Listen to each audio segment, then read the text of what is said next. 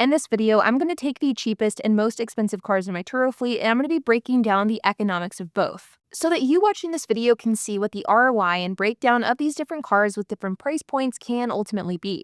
But before we dive into that, I do want to remind you guys that the car sharing masterclass is currently on sale until July 8th for our annual 4th of July sale, and you can use the coupon code July177 to get $177 off. Now, this is an extra special sale for the car sharing masterclass because on August 1st, we will be releasing our 3.0 iteration of the course. And with this 3.0 iteration, we're going to be diving deeper into things like direct rentals, expanding on current and changed Turo policies, and so much more. You see, the car sharing masterclass is your full A to Z guide teaching you everything you need to know about peer-to-peer car sharing, from how to buy your cars in order to avoid depreciation, how to streamline and automate your systems and processes, and how to navigate damage claims and total losses so that in the rare case they do occur, you can actually profit when this happens. Partnerships with tools and resources to make your fleet run more efficiently, and so much more. We are so incredibly confident in the quality of education that you'll receive with the car sharing masterclass that we offer a 30-day money-back guarantee so that you can give it a try at no risk to you. Now again, this sale ends on July 8th, but you can use the code July177 to get $177 off. The link is down in the description below. For those of you who don't know me, I'm a Turo host with thousands of trips on the Turo platform. And as we sit here today, I have about 34 cars in my Turo fleet. And the reason why I say about is because my Turo fleet changes pretty consistently based on cars getting totaled, damaged, sold, things like that. But as I sit here making this video today, we are sitting at around 34 cars. And if you've seen my YouTube channel before, then you know that my Turo and car sharing business model is predominantly cash cars. I have, for the most part, dedicated this YouTube channel to teaching others how to buy cheap cash cars that have a high ROI for the purpose of renting them out on Turo. But I've also experimented with other niches like high perceived value vehicles, as well as mass appeal cars as well. And so today I want to take my most expensive Turo car and my cheapest Turo car and break down the economics of both. And so this way you can see how this shakes out in a real world example. The most expensive car in my fleet is my 2018 Lincoln Navigator. At the time it was purchased, I bought it for $37,000, and while I did pay for this car with a loan, today it's paid off in full and we own the car outright. We bought this car in December of 2023, and at the time we purchased it, it had about 80,000 miles on it. Today, it has about 112,000 miles, and we will dive into this more in a bit because it's important when it comes to depreciation. Now, this isn't always the case with most expensive vehicles, but in my case, the Lincoln Navigator is not only my most expensive car, but it is also my highest performing one as well, which is something that we will dig into. On the other hand, the cheapest car I want to talk about is my 2012 Mazda 2, which was purchased for $3,000 back in 2021, and it had about 110,000 miles on it at the point of purchase. Interestingly enough, our Mazda 2 is one of our worst performers in our fleet, and it has started to perform less as it's gotten older, but we do keep it in the fleet because it is very reliable, knock on wood. Now, I do think it's important to note that while this car was purchased a number of years ago and it is one of the cheaper cars that we have purchased for our fleet, we've also purchased other cars that are within this price range more recently. But because of the fact that we haven't had these cars for a full year yet, I don't want to talk about them in this video. But one perfect example is our 2017 Hyundai Elantra GT, which was purchased earlier this year for $3,300, and the other is my 2013 Mazda 2, which was purchased for $3,500 just a couple of months ago. Now, as you can see here, we have our Mazda and our Lincoln, and we're going to tabulate 2024 data as that is the most recent year we have for both cars for the full year. Our Mazda in 2024 made $8,704. That includes all expenses with the vehicle, but does not include things like company-wide expenses, for example, payroll, phone bill, etc. And the reason why this is not included is because these overall company expenses are tabulated on a company-wide basis, not on a per-car basis. Our Lincoln, on the other hand, made $17,399 after all expenses, and if we take into account the car payment, it made $13,999. It is important to note that in 2024, the Lincoln Navigator had a pretty expensive repair over the summer.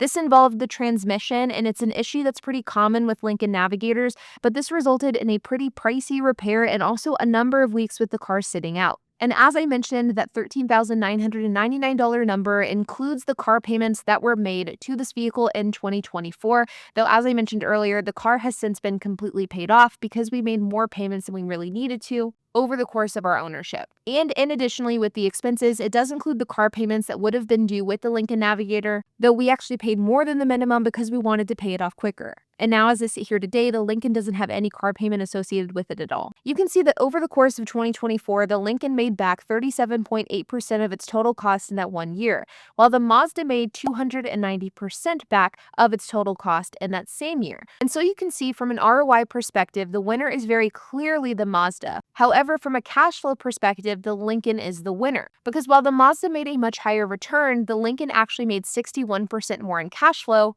And so when would that scenario potentially be beneficial? Well, let's say, for example, you financed 100% of the Lincoln, which in my case was not the case. But if it was, you would actually be making a significant larger return than that 37.8% because the purchase of the Lincoln didn't actually require any of your actual cash, and you were using other people's money in order to make that purchase.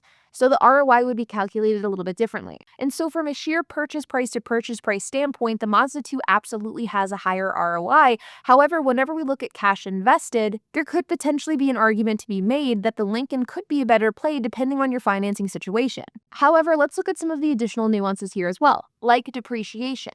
As I mentioned earlier, the Lincoln was purchased back in 2023 for $37,000, and while that car was near its depreciation bottom, especially when you consider it was nearly $100,000 new, it wasn't at its bottom, which means that since we've purchased it, it has depreciated. And whenever you look at other similar Lincolns in the make, model, and trim as mine, they are selling for closer to $29,000, which means that I've lost $8,000 on depreciation on this Lincoln Navigator. The Mazda 2, on the other hand, which I've owned for a number of years, and it now has over 200,000 miles, KBB has this car's value at $3,089 to $4,874, but we'll go with the average of $3,982, which means that over the course of the ownership, I have lost nothing on depreciation and have actually made a profit of $982. If we take these numbers into account for the profit of this vehicle, it puts the Mazda 2 at $9,686 or a 322% return, while it puts the Lincoln at $5,999, which is a 16.2% return. But again, this is based off of the vehicle's purchase price, not necessarily what you paid for the vehicle, depending on whether or not you finance the entire thing for the Lincoln, whether you put a down payment, whatever the case may be. But wait, there is more. A major reason why I made the purchase of the Lincoln Navigator is due to taxes. The Lincoln Navigator qualifies for Section 179, which is a section of the tax code that gives you significant tax benefits for purchasing vehicles that are over 6,000 pounds that are used for business purposes. The Lincoln does qualify for this, the Mazda 2 does not. So while whenever we purchased the Mazda 2, we were able to take advantage of standard deductions that come along with the vehicle purchase, for the Lincoln Navigator specifically, we were able to take advantage of bonus depreciation. Now, the tax benefits of Section 179 vehicles will depend on a number of factors, including your income and tax bracket, the car purchase price, as well as the percent it was used for business. But in my case, because of my financial situation and the rules surrounding Section 179, I was able to take advantage of about $33,000 in depreciations for the Lincoln. And based on my tax bracket, I was able to deduct about $12,500 for the Lincoln from my taxes in 2024, which means that we can add this as income to the Lincoln, which puts the Lincoln at $18,499, or a nearly 50% return. Now, these are just the numbers for my fleet, and of course, if you're doing this exercise, you will need to figure out what the numbers would look like for you. And ultimately, the return of a car will depend on maintenance and repairs, the underlying benefits of the car, for example, taxes, as well as how much you pay for the vehicle itself. And while for me and my fleet, I prefer to go predominantly in a cash car route, I do think that finance vehicles do have their place, and sometimes they can even have a multi-pronged benefit. And as I mentioned earlier, you even need to mull over whether or not you want to go with the cash flow model or the ROI model. For me, I like to prioritize ROI, but for you, maybe you go with something different. Remember that our 4th of July sale is live until July 8th at 11:59 p.m. Eastern Time. You can use the code JULY177 to get $177 off. You can check out the link down in the description below. And like always, you guys, I hope that you enjoyed this video. If you have any questions, comments, if you have anything to add, I would love to hear it. So make sure to leave a comment down below. And while you guys are at it, make sure to hit the like button, hit that subscribe button, and hit the notification bell. And I will see you guys in the next video.